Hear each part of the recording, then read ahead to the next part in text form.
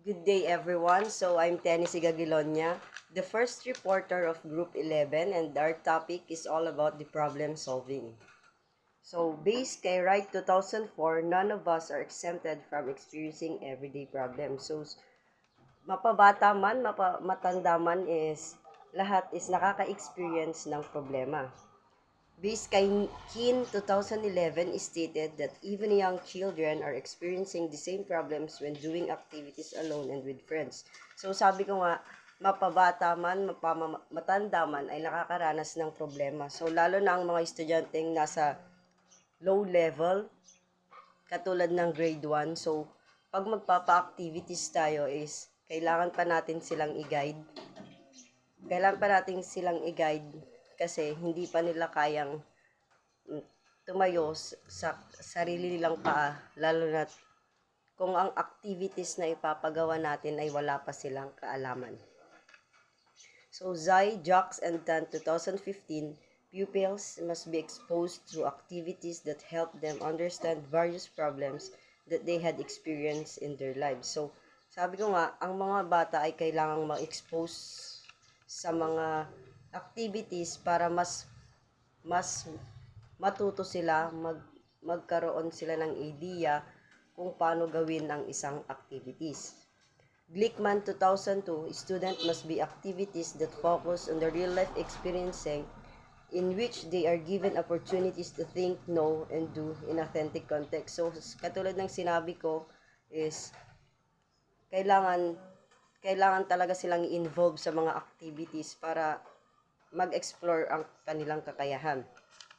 The DepEd pointed out the importance of problem solving in K-12 basic education curriculum guide as one of the skills pupil must acquire to live in the 21st century. So, ginawa ito ng DepEd para pagdating ng panahon, pagdating ng 21st century is kaya na nilang ma-solve, kaya na nilang ma-solve ang problemang kakaharapin nila. So, Edwards and Hammer 2007, problem solving as strategy was introduced in the late 1900s and was first practiced by the McMaster University medical students to employ knowledge in real life situation rather than merely acquiring the course concept. Then, the foundation of the problem-solving strategies lies in the principles of constructivism.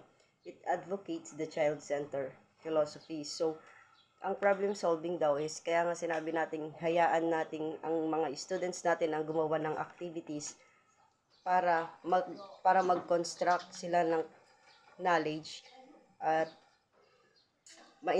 maintindihan kung ano ang mga nararapat na gawin.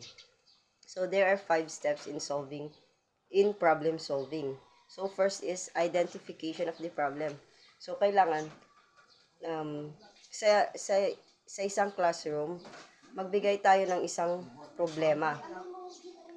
Then, ang example na lang is what are the effect of eating nutritious foods. So, the first step is identification the problem. So, the problem is what are the effect of eating nutritious food. Then, the second steps is formulation of hypothesis. So, the problem is what are the effect of eating nutritious food. So, tatanungin mo yung mga estudyante mo kung ano yung kanilang mga opinion, kung ano nga bang epekto ng pagkain ng masusustansyang pagkain. Then, the third step is finding facts. So, eto na yung hayaan mong mag-explore pa ang mga estudyante mo through searching video clips, books, or through social media. Then the fourth steps is brainstorm. So dito papasok yung collaboration ng mga students.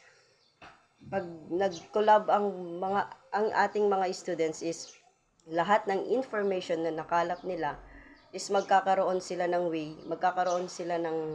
idea kung ano nga ba ang epekto ng pagkain ng masusustansyang pagkain. And the fifth is test the ideas. So pagkatapos ng brainstorming is test the ideas. So lahat ng nakalap na information is ititest na nila kung ito nga ba ay epektibo or hindi.